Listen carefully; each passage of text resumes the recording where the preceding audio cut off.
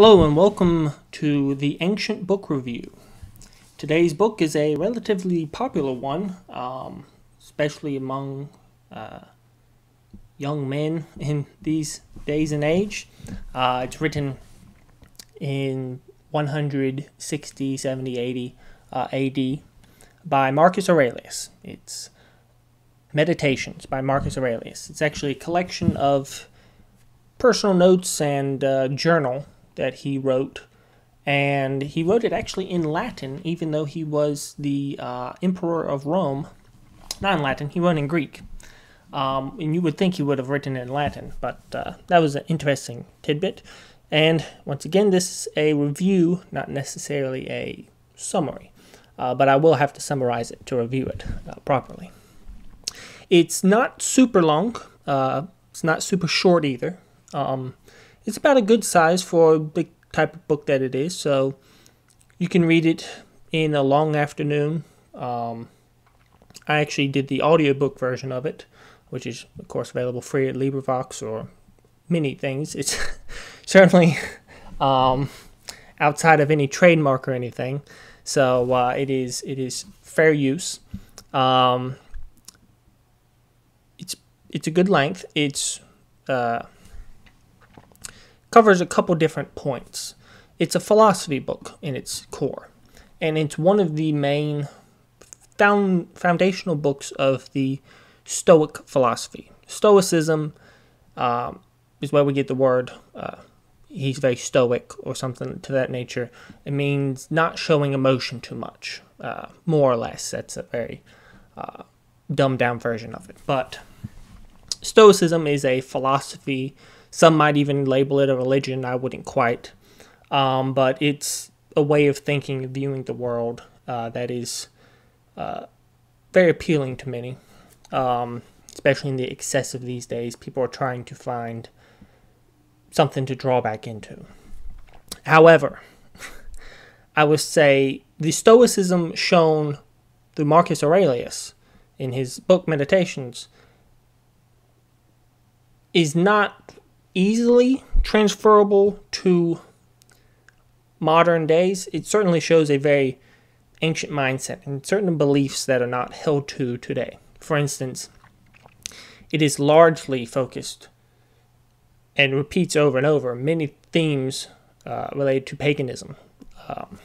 Roman paganism, he mentions the gods, the universe as, kind of like the nature of being, which calls back to Plato and Aristotle.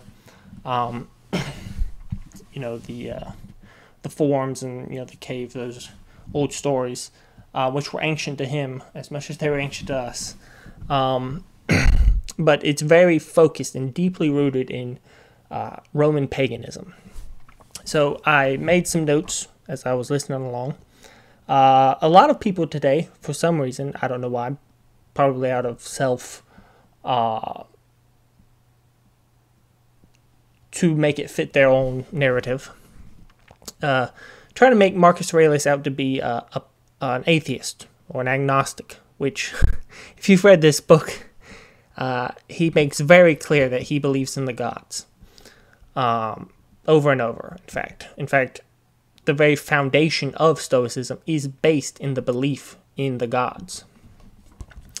So, anybody saying, oh, he's agnostic, he does mention a couple times that, if the gods don't exist, then this. But even so, the gods do exist. He makes clear statements, the gods do exist. Interestingly enough, he does use the word God a number of times too. And the universe, and nature, and the natural law, and things of that nature. Sometimes it even sounds like he's monotheistic, but then he says the gods. But a lot of times he says, well, this is, and then God gives you this, or whatever. So I'm not sure exactly if there's a unifying God, and then there's many other gods, or if he's talking about Jupiter, or just nature in general, which I think is what he's referring to. But more to the book itself, there's a lot of practical explanations, practical guides, He gives examples, a lot of practical things in order to practice Stoicism, which is what the book is about. It's about Stoicism. It's his meditations on Stoicism. So it does do a very good job of Stoicism and giving you practical applications. Now, Stoicism has a lot of very good things about it. And in fact, I found myself agreeing with him on many occasions, even though his foundation, Roman paganism, is not the same as mine, being a Christian, but I think it's very hard to have a foundation for these beliefs without being of some sort of religion or philosophy that, the nature of, humanity or the universe or whatever you want to say. But being an atheist, you can believe these things, but the foundation for why to believe them is not there. So here's some more things he says. It's about living the simple life. He's the emperor of Rome. So obviously he's got palaces and servants and slaves and gold and everything he wants. But he is saying live the simple life, and that he didn't necessarily choose to be emperor. But is the position that he finds himself in, being the adoptive son of the former emperor. He is the emperor. And by that time, Rome had ceased to be a democracy or republic and was somewhat of a lineal monarchy, but not quite, because the family line was stopped and there was rebellions over and over. But he was the adoptive son of the former emperor. So he simply says, be good. And a lot of what a modern reader might read as YOLO, right? You only live once. He focuses a lot on accepting your mortality, accepting death. And his belief is that after death, there's nothing. There is no afterlife, which is where he sharply disagreed with Christianity. And we'll get into that a little bit later. But accept that you will die. Embrace death even. He's maybe not pro-death, but he says death is a natural part of life. Accept it. He goes over and over and over on this. Don't be afraid of death. Death is simply a part of life, which I agree with for the most part. It sounds a lot like the biblical book of Ecclesiastes. Vanity, vanity, all is vanity, and chasing after the wind. Doom and gloom sort of stuff, but not quite. It does mirror Ecclesiastes in a number of ways, which I found Ecclesiastes is one of my favorite books in the Bible. And it is clearly he's from a different religious and cultural tradition.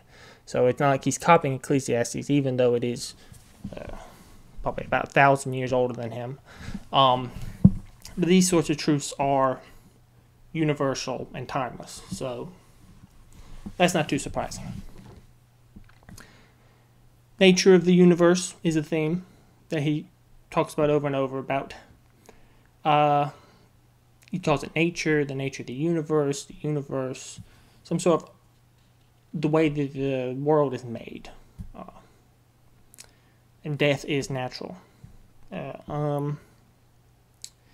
And he talks about how bad and good are just part of the universe. So he says to do good and don't do bad, but he says a lot of times that bad is just natural. It's just part of how the universe works, and we should accept that, even though we should not do evil or bad if we can at all possible.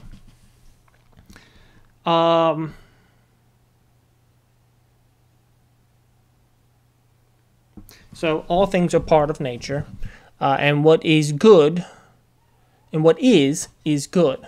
So he talks a lot about accepting reality as it is, and that reality itself, with all the what we would call evil and good things, is itself good. So if someone steals something from someone else, well, that is just part of nature, and what is part of nature is good. So more or less not giving a very good, it seems kind of, conflictory. But he says, what is good, basically, is what a lot of he's talking about is. So reality is itself good, and that's that. So we should accept that. And accepting that is a huge part of Stoicism as practiced today.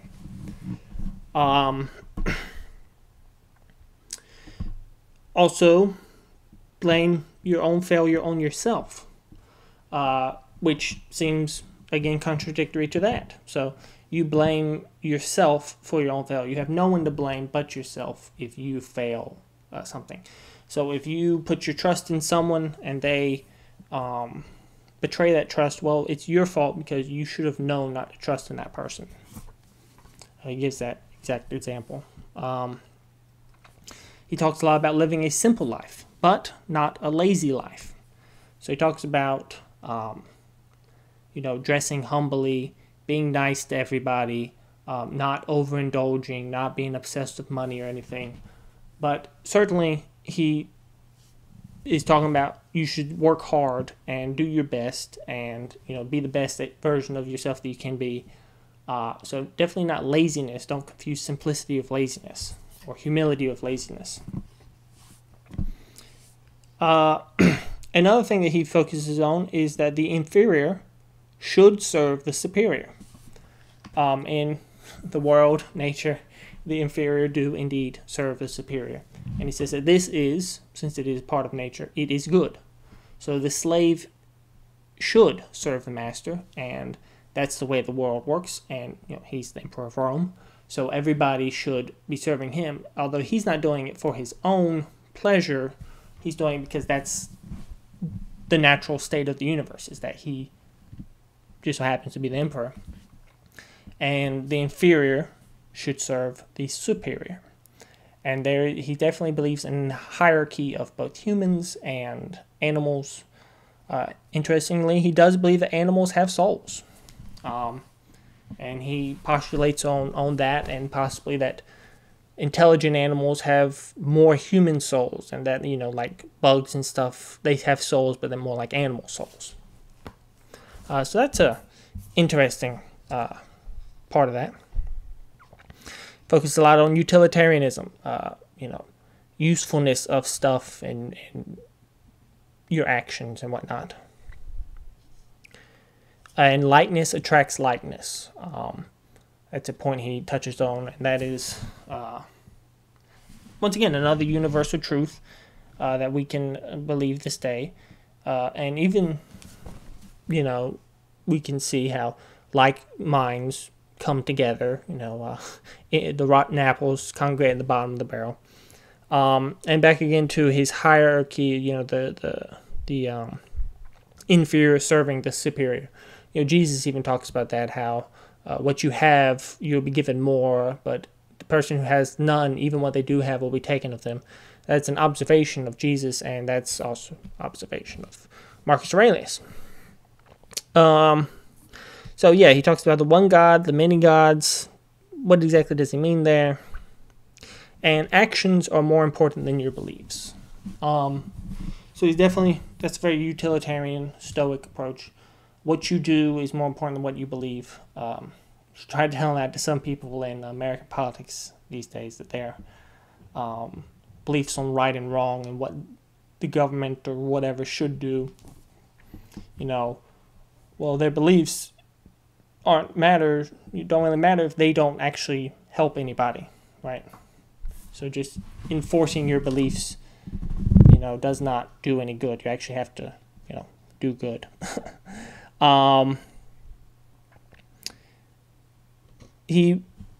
It's debated by historians as to whether Marcus Aurelius himself was anti-Christian. Some people say that he was not, and that he even tried to stop Christian persecution, or at least diminish it. Others say that no, he was a big proponent of persecuting Christians, because the Christian ideas went against parts of Stoicism, and so he wanted to get rid of that. After researching it a little bit, the best and really the only contemporary evidence for Marcus Aurelius encouraging persecution of Christians was written by Eusebius about 100 years after the fact. And he talks about, all sorts of bloody martyrs and how Marcus Aurelius had Justin Martyr killed and all sorts of things. But there's not a lot of, in the exact time that he was alive, talk about him at least helping with persecutions. What is known is that he was not, maybe it did increase during his time, but that he was probably not, sending out, letters and saying, yeah, go get all these Christians or whatever. It seems rather, he does mention Christians one time in a somewhat negative point in his book. So it's a little shaky. It depends who you ask on whether he persecuted Christians or not. But he claims that what he claims to be truth. He claims that he does make very good truth claims. He's not making suggestions here or whatever. He's saying this is reality. The nature of law, Stoicism, accepting your fate, the gods and all this. He's claiming that what he is saying is the truth. So he's not making, he's not mincing words. He's basically saying, this is true, this is what I believe, and I believe it is the truth. End of story. And here's how to live it, right? So that's an important point to make. So some of his morals, on what he thinks are good, is sort of baseless. Don't murder. Well, why not? Because the gods tell you not to murder, and even he himself says, well, what is good, is what is. So, be that what it may.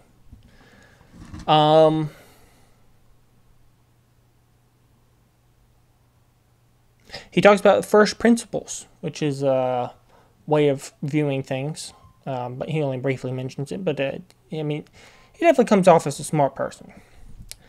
He talks about how humanity is a brotherhood. So that's part of the whole universal nature of reality or whatever. How all humans are should help each other. So a somewhat humanistic point. Also, something that I have, in past years, only recently started to appropriate into my own life, talks about how not holding evil or stupid people's actions against them. It goes, for him, it's part of, well, that's just the way they are, and that is natural.